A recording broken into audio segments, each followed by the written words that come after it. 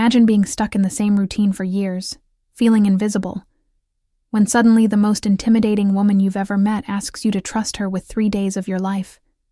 Harper thought she knew what loneliness looked like until Avery Sinclair walked into her world with an offer that would change everything. Before we dive into this journey, make sure to subscribe to the channel, hit that notification bell, and let me know in the comments where you're watching from. The email arrived on a Tuesday morning. Harper stared at her laptop screen, coffee growing cold in her hands. I stared at the email for the third time, convinced I was hallucinating. From Avery Sinclair. Subject: business proposal. Time-sensitive Harper. I need someone I can trust for a 3-day trip to Montana. Business matter. Your photography skills impressed me at the tech summit last month. Are you available this weekend? Payment: $5,000 plus expenses. Let me know by noon. A.S. My hands trembled slightly. Avery Sinclair, the ice queen of Seattle's tech scene. The woman who'd barely looked at me while I photographed her company's event, except for that one moment when our eyes met across the crowded ballroom. I thought about my empty calendar, my empty bank account, my empty life. The cursor blinked in the reply box. Ms. Sinclair, I'm available. What exactly would you need me to photograph? Harper.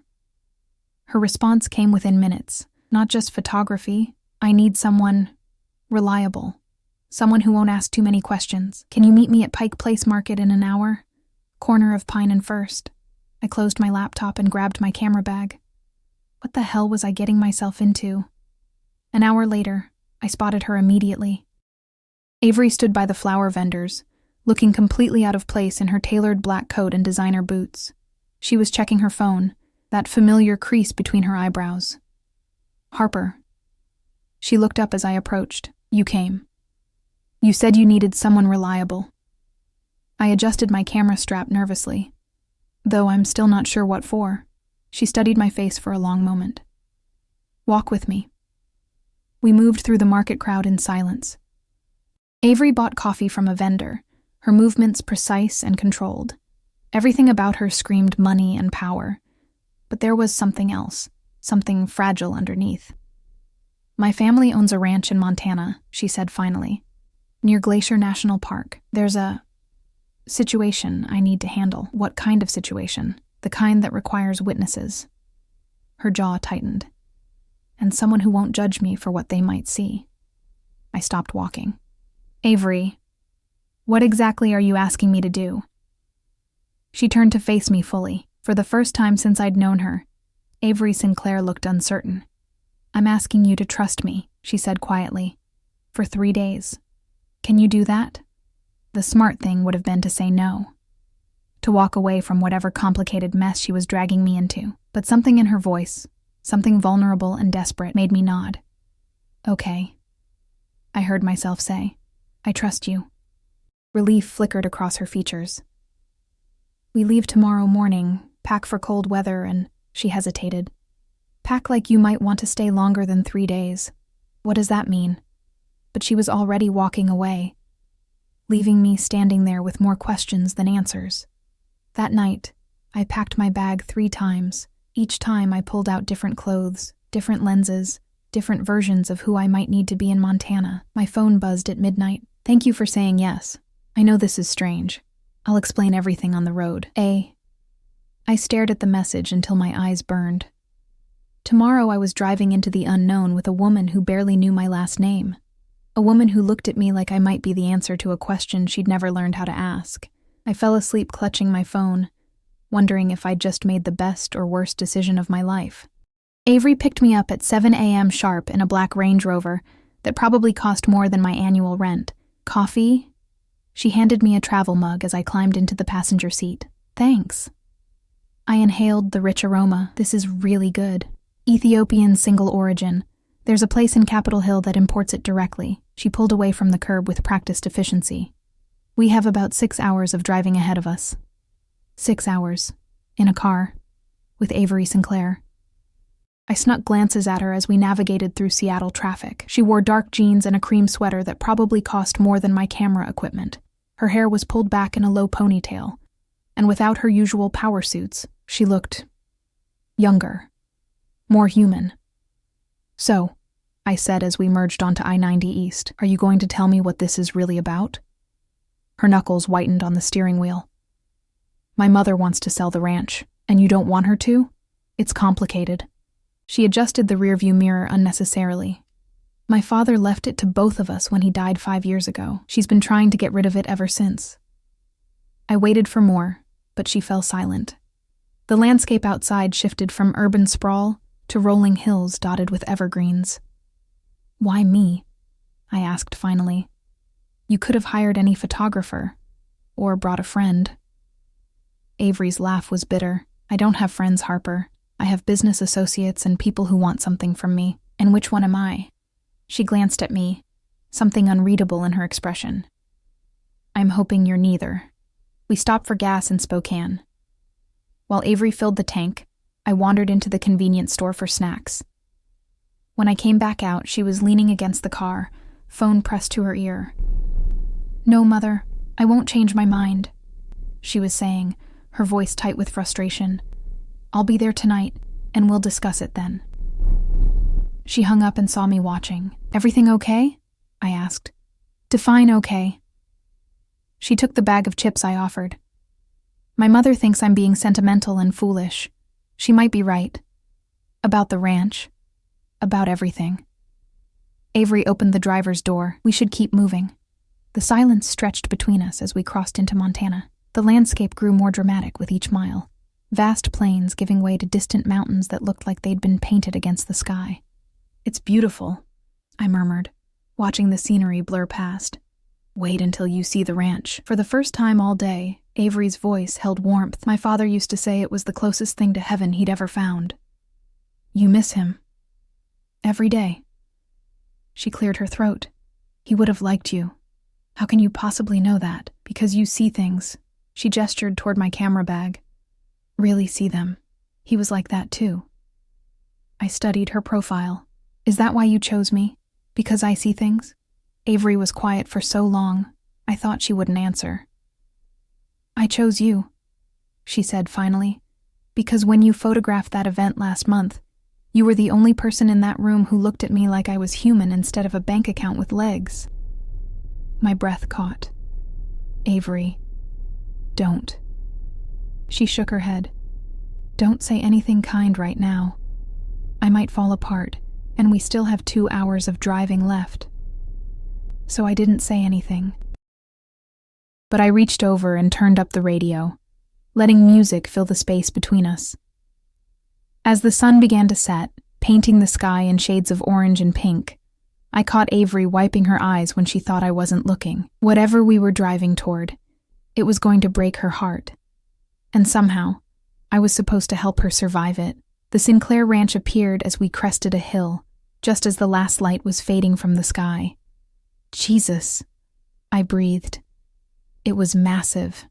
A sprawling log house sat in the center of what had to be hundreds of acres, surrounded by barns and outbuildings. Mountains rose like sentinels in the distance, their peaks still capped with snow despite the late spring weather. Impressive, isn't it? Avery's voice was carefully neutral. 15,000 acres, been in the family for 4 generations. A woman emerged from the house as we pulled up the circular drive. Even in the dim light, I could see the resemblance. The same sharp cheekbones, the same elegant posture, but where Avery moved with controlled precision, this woman radiated cold authority. Avery. The woman, clearly her mother, didn't smile as we got out of the car. You're late. Traffic. Avery grabbed our bags from the back. Mother, this is Harper Linwood. Harper, my mother, Catherine Sinclair. Catherine's gaze swept over me dismissively. The photographer. Among other things, I said, extending my hand. She shook it briefly, her grip firm but cold. I wasn't aware we needed documentation of this weekend. Harper's here as my guest, Avery said firmly, not as hired help. Something sharp passed between mother and daughter. Catherine's smile was razor thin. Of course. How thoughtful of you to bring company. She turned toward the house. Dinner's in an hour. I trust you remember where your room is. Inside, the house was even more impressive. Vaulted ceilings, massive stone fireplaces, and windows that would offer stunning views in daylight. But despite its grandeur, Something felt hollow about the place. "Cheerful woman," I murmured as Avery led me upstairs. She wasn't always like this. Avery's voice was tight. Grief changes people. She showed me to a guest room that was bigger than my entire apartment. "Bathroom's through there. I'm just down the hall if you need anything." "Avery." I caught her arm as she turned to leave. "What aren't you telling me?" She looked down at my hand on her arm, then back up at my face. For a moment, I thought she might actually answer. "Get some rest," she said instead. "Tomorrow's going to be difficult." Dinner was a tense affair. Catherine had prepared an elaborate meal that we ate in near silence at a dining table that could seat 12. I tried to make conversation, asking about the ranch's history, but every topic seemed to hit a landmine. "The cattle operation's been losing money for years," Catherine said, cutting her steak with surgical precision. "It's time to be practical." "Dad would never have sold," Avery replied quietly. "Your father was a romantic. It's what killed him." Catherine's voice was ice, working himself to death trying to save something that was already lost. Avery's fork clattered against her plate. "He died of a heart attack, Mother, not romanticism. Brought on by stress, by refusing to face reality." Catherine turned to me. "What do you think, Miss Linwood? Should we cling to the past or embrace the future?" I felt like I was being asked to choose sides in a war I didn't understand. "I think," I said carefully, "that some things are worth fighting for." Catherine's smile was sharp, how refreshingly naive. After dinner, Avery disappeared. I found her an hour later sitting on the front porch, staring out at the mountains. "Mind if I join you?" I asked. She gestured to the chair beside her. "Can't sleep either?" "Your mother's intense." Avery laughed bitterly. "That's one word for it. She used to be different, warmer. But after Dad died," she shrugged. "I think she blames this place for taking him from her. And you blame her for wanting to let it go." "I blame her for giving up." Avery's voice cracked slightly. "This ranch was Dad's dream, his legacy. She wants to sell it to some developer who'll turn it into luxury condos." I studied her profile in the moonlight. "But it's not really about the ranch, is it?" She turned to look at me, surprise flickering across her features. "What do you mean?" "It's about him, your father. You're afraid that if she sells this place, you'll lose the last piece of him you have left." Avery's breath hitched. "You really do see things, don't you?" "Sometimes." I reached over and covered her hand with mine. "What was he like?" For the next hour, she told me about her father, how he'd taught her to ride when she was 4, how they'd spent summers working the ranch together, how he'd supported her when she'd chosen technology over ranching, even though it broke his heart. "He said I had to follow my own path," she whispered, "but I think he always hoped I'd come back." "Maybe you still can." She looked at me with something that might have been hope. "You think it's possible? To come home after you've been gone so long?" "I think," I said softly, "that home isn't always a place. Sometimes it's a feeling. Sometimes it's a person. Something shifted in the air between us." Avery's eyes dropped to my lips, then back up. "Harper," she whispered. But before either of us could move, the porch light flicked on. "Avery." Catherine's voice cut through the moment like a blade. "We need to talk. The lawyers will be here at 10, Catherine announced over breakfast, her voice crisp as the morning air. I looked up from my coffee. "Lawyers?" "To finalize the sale," Catherine continued, ignoring my confusion. "The buyers are eager to close." Avery's fork froze halfway to her mouth. "What buyers?" "The development group from Denver. I told you about them last month." Catherine buttered her toast with mechanical precision. "They're offering $12 million. Cash. You can't sell without my signature," Avery said quietly. "Actually, I can." Catherine pulled a folder from beside her plate. "Your father's will includes a provision. If one party is deemed unfit to make sound financial decisions, the other can proceed independently." The blood drained from Avery's face. "Unfit? You haven't set foot on this property in 3 years, Avery. You live in a city apartment and run a tech company. What possible use could you have for a cattle ranch?" I watched this exchange like a tennis match, my stomach sinking with each volley. "This is my home," Avery whispered. "No," Catherine said firmly. "This was your father's obsession, and I won't let it destroy what's left of this family." Avery stood abruptly, her chair scraping against the hardwood floor. I need air. She was gone before I could follow. Catherine and I sat in uncomfortable silence for a moment. She'll thank me eventually, Catherine said, more to herself than to me. Will she? I asked. Catherine's eyes sharpened. You don't understand the situation, Miss Linwood. Then explain it to me. My husband worked himself to death trying to save this place. 18-hour days, constant stress, refusing to see doctors because he couldn't spare the time. Her voice cracked slightly. I found him collapsed in the barn. He'd been dead for hours. My chest tightened. I'm sorry. Avery was in Seattle building her empire. Too busy to visit. Too important to help. Catherine's composure slipped. She wants to play the grieving daughter now. But where was she when he needed her? I found Avery in the barn, sitting on a hay bale with her head in her hands. Hey, I said softly. She looked up, eyes red-rimmed. She's right, you know. I wasn't here when he died. I was in a board meeting, arguing about quarterly projections while my father was... Stop. I sat beside her. You couldn't have known. I should have visited more, should have called more, should have... She laughed bitterly. Should have been a better daughter. Avery, look at me. I waited until she met my eyes. Grief makes people say terrible things. Your mother is hurting, and she's taking it out on you. What if she's right? What if I am unfit? I don't know anything about running a ranch. So learn. She stared at me. What? Learn.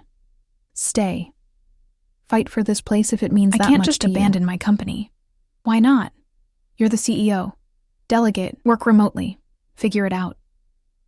I stood, pacing the barn.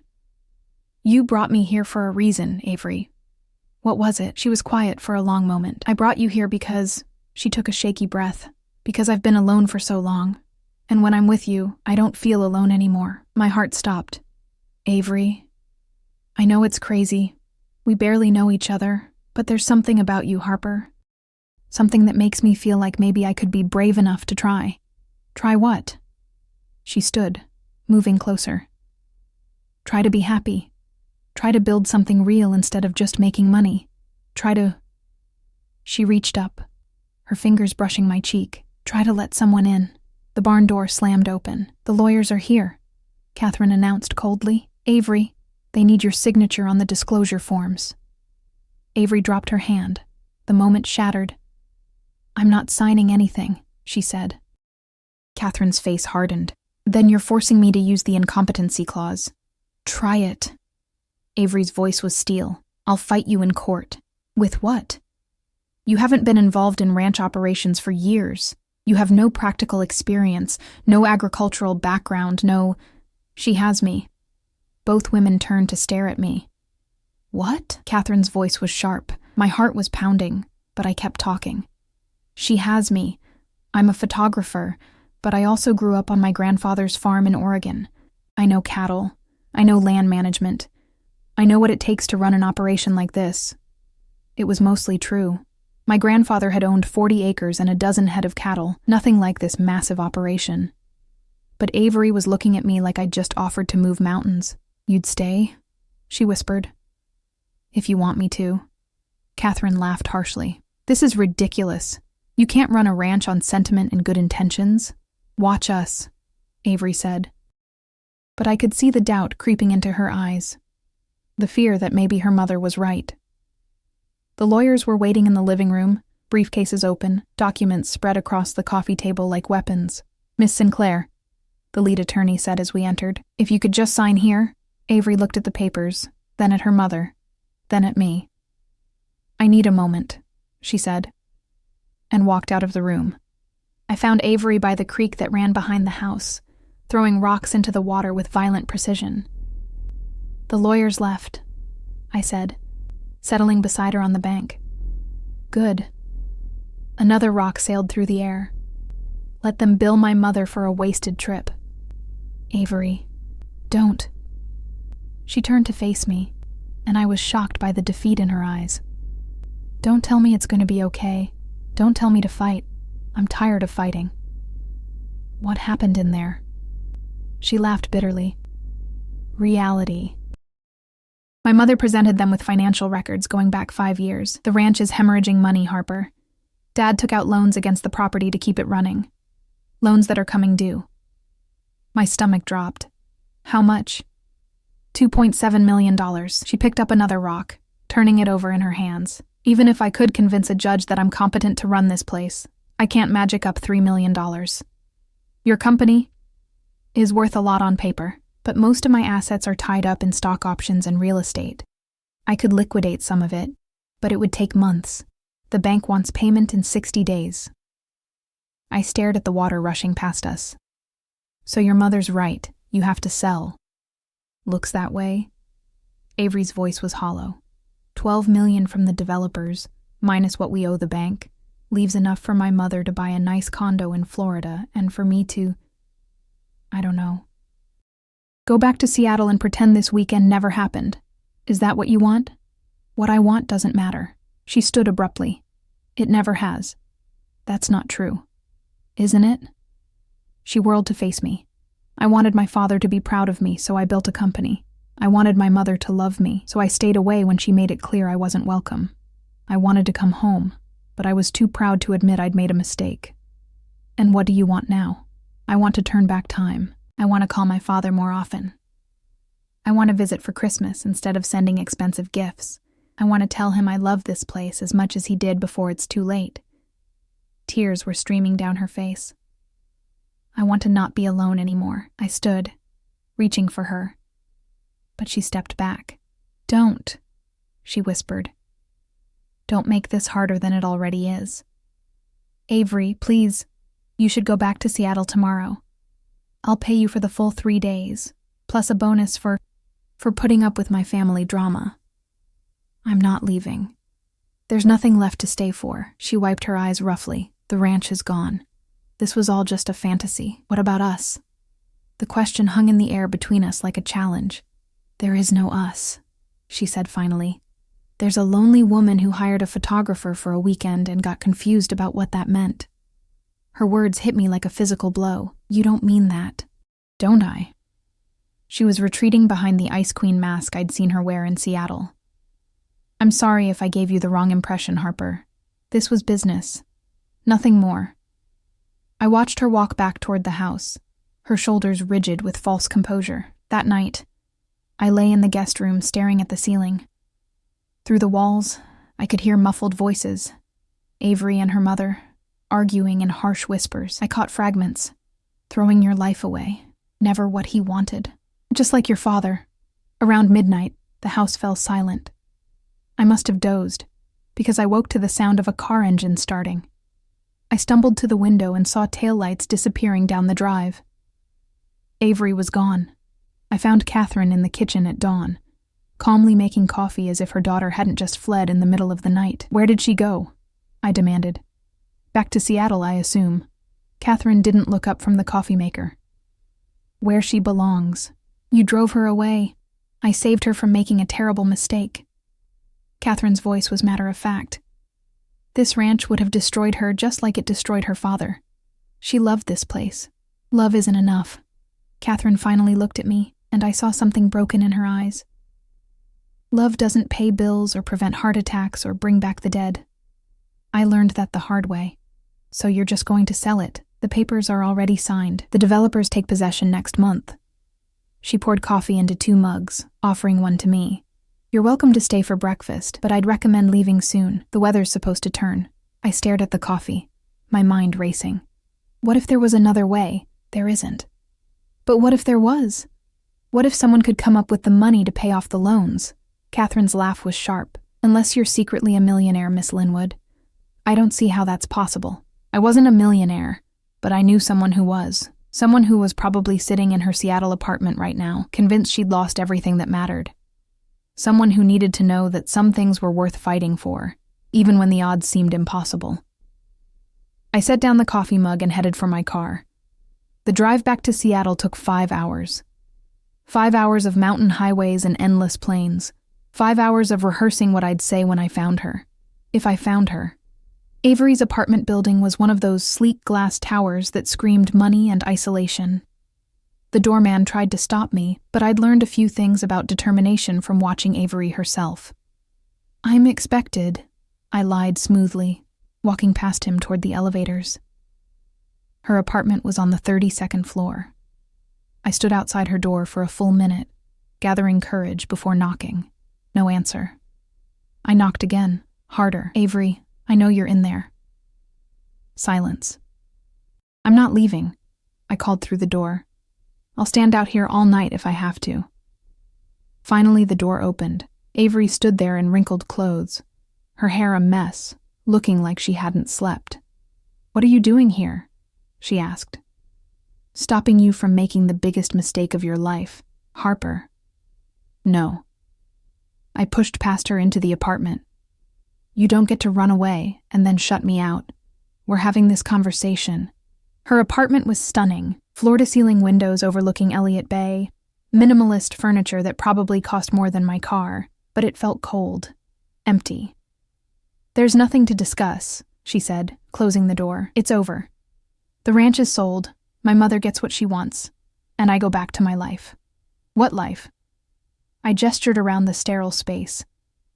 "This isn't living, Avery. This is hiding." "I'm not hiding. I'm being practical." "Bullshit." I turned to face her fully. "You're terrified. Terrified of failing. Terrified of disappointing people. Terrified of wanting something so much it might break you. You don't know what you're talking about." "Don't I?" I stepped closer. "I know you've been alone so long you've forgotten what it feels like to let someone care about you.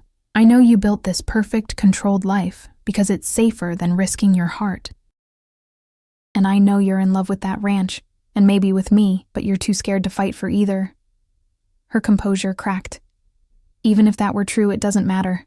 I can't save the ranch. I don't have $3 million lying around." "Actually," I said, pulling out my phone, "you do." I showed her the screen, a news article I'd found during the drive. "Remember that startup you invested in 2 years ago? The one developing sustainable farming technology?" She glanced at the headline, "Agritech Solutions. What about it?" "They just got bought by Google for $200 million. Avery's eyes widened. "That's impossible. They were barely profitable when I invested." "Apparently their soil analysis software is revolutionary. And according to this article, early investors are looking at returns of 15 to 20 times their initial investment." I grinned. "How much did you put in?" $200,000, she whispered. "Which means you're about to receive somewhere between $3 and $4 million. She stared at the phone, then at me. When did you? "I spent the drive back researching your investment portfolio. Turns out when you're a tech CEO, your financial information is surprisingly public." I sat down on her pristine white couch. "The payout should hit your account within the week. But the bank wants payment in 60 days.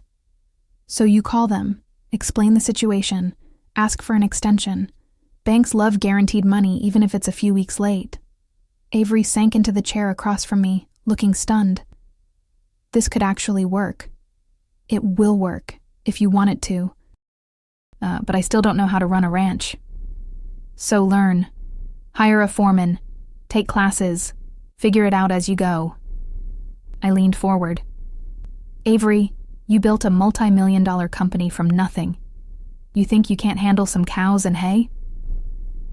For the first time since I'd arrived, she smiled. "When you put it like that." "There's just one problem," I said. Her smile faded. "What?" "Your mother. She's already signed the sale papers." "Shit." Avery ran her hands through her hair. "The developers probably have lawyers drawing up contracts as we speak. Then we need to get back there. Tonight." "We?" I stood up. "You didn't think I was letting you do this alone, did you?" Something shifted in her expression. "Harper, what you said earlier, about me being in love with you," my heart stopped. "Yeah?" "You were right." She stood too, moving closer. "I am terrified. Of failing, of disappointing people, of wanting something so much it might break me. But I'm more terrified of losing you." "You're not going to lose me. How can you be sure?" "Because I said, reaching up to cup her face. I'm terrified too. And I figure if we're going to be scared, we might as well be scared together. She leaned into my touch. I've never done this before, the relationship thing. I don't know how to. Neither do I admitted. But I know how to try. And I know how to stay. If you want me to. I want you to, she whispered. It was soft at first, tentative, like she was afraid I might disappear. But when I kissed her back, when I pulled her closer, she melted against me with a sigh that sounded like coming home. We should go, she murmured against my lips. Probably. The lawyers might still be there. Neither of us moved. Harper? Yeah? Thank you for not giving up on me. I smiled against her mouth. Thank you for being worth fighting for. We broke apart reluctantly, and Avery went to pack a bag. As I waited, I looked out at the Seattle skyline and thought about how much had changed in just 3 days. 3 days ago, I was a lonely photographer with an empty life. Now I was about to help the woman I was falling in love with save her family's ranch. Life, I decided, was beautifully unpredictable. We made the drive back to Montana in record time, arriving just as the sun was setting behind the mountains. The ranch looked different somehow, more like home and less like a battlefield. Catherine's car was still in the driveway, along with 2 others I didn't recognize. The lawyers, Avery said grimly. They're still here. We found them in the living room. Catherine, 2 men in expensive suits, and a woman with a tablet who was clearly from the development company. Papers were spread across the coffee table like a feast of legal documents. Avery. Catherine looked up in surprise. I thought you'd gone back to Seattle. I did. Now I'm back. Avery walked into the room with the confidence of a woman who'd just remembered she was a CEO. And I'm here to stop this sale. The lead lawyer, the same one from yesterday, sighed. Miss Sinclair, we've been through this. The financial situation hasn't changed. Actually, it has. Avery pulled out her phone, showing him the Agritech article. I have the funds to pay off the ranch's debts. Catherine's face went white. That's impossible. Google doesn't think so. Avery's smile was sharp. They just bought one of my portfolio companies for $200 million. The room erupted in chaos. The lawyers started talking over each other. The development representative began making phone calls, and Catherine just stared at her daughter like she'd grown a second head. This doesn't change anything, Catherine said finally. I've already signed the papers. Papers that are contingent on my signature as co-owner, Avery replied calmly, which you don't have. I can invoke the incompetency clause. Good luck with that. Avery gestured to me. Harper here has agreed to help me run the ranch. She has agricultural experience, and I have business experience. Between the 2 of us, I think we can manage. The lead lawyer cleared his throat. If Miss Sinclair can demonstrate financial solvency and operational competency, the incompetency clause becomes void. Catherine's composure finally cracked. This is insane, Avery. You can't just throw away your life for some romantic notion about your father's legacy. I'm not throwing away my life, Avery said quietly. I'm finally starting to live it. The legal wrangling took another 2 hours. Phone calls were made, documents were reviewed, and eventually the development company's representative packed up her tablet with obvious frustration. We'll be in touch if the situation changes, she said coldly. It won't, Avery replied. After the lawyers left, the 3 of us sat in the living room in exhausted silence. I don't understand, Catherine said finally. You have everything in Seattle, your company, your success, your independence. Why would you give that up for this place? Avery looked at me, then back at her mother. Because success without happiness is just expensive loneliness. And I've been lonely for a very long time. Your father was happy here, Catherine said softly, and it killed him. No, Mom. Isolation killed him, working alone, carrying all the responsibility himself, never asking for help. Avery reached over and took her mother's hand. I'm not going to make his mistakes. Catherine's eyes filled with tears. I can't lose you too. You won't. But you have to let me try. They talked until late that night, really talked. Maybe for the first time since her father's death. I gave them space, wandering the house and imagining what it would look like with life in it again. I found Avery on the front porch around midnight. How did it go? I asked, settling into the chair beside her. Better than expected. She's still not happy about it, but she understands. Avery reached for my hand. She's going to stay for a few weeks, help with the transition. That's good. Harper. She turned to face me. Are you sure about this? Really sure? Because once we commit to this life, there's no going back. I thought about my empty apartment in Seattle, my freelance photography career, my carefully controlled but ultimately hollow existence. I've never been more sure of anything, I said. It won't be easy. I'll have to split my time between here and Seattle until I can transition the company. You'll have to learn ranch management on the fly. We'll probably fight about money and cattle and whose turn it is to fix the fence. Sounds terrible, I said solemnly. She laughed. I'm serious. So am I. I brought her hand to my lips, kissing her knuckles. Avery, I spent years taking pictures of other people's lives because I was too scared to live my own. You're offering me a chance to build something real, something that matters. With you. How could I say no to that? I love you, she said suddenly. My heart stopped. What? I love you, she repeated stronger this time. I know it's crazy and fast and probably terrifying, but I love you. It is crazy, I agreed. And fast. And definitely terrifying. Her face fell slightly. And I love you too, I finished. Her smile could have powered the entire ranch. 6 months later, I was standing in the same spot, watching the sunrise paint the mountains gold. The ranch was thriving. We'd hired a foreman, modernized the operation, and even started offering photography workshops for tourists. Avery emerged from the house carrying 2 cups of coffee, her hair still messy from sleep. Morning, she said, kissing my cheek as she handed me a mug. Morning. I leaned into her warmth. Sleep well? Better than I have in years. She settled beside me on the porch swing we'd installed last month. The investors' call went well yesterday. They're excited about the sustainable farming initiative. And your mother? Called this morning. She's thinking about moving back from Florida. Says she misses the mountains. I smiled. Think she misses you too. Maybe. Avery was quiet for a moment. Harper? Yeah? Thank you. For what? For seeing me. For staying. For believing this was possible when I couldn't. I set down my coffee and turned to face her fully. Thank you for trusting me with your heart. Always, she said, and kissed me as the sun rose over our home. If you've made it this far, you know that sometimes the best journeys start with a single leap of faith.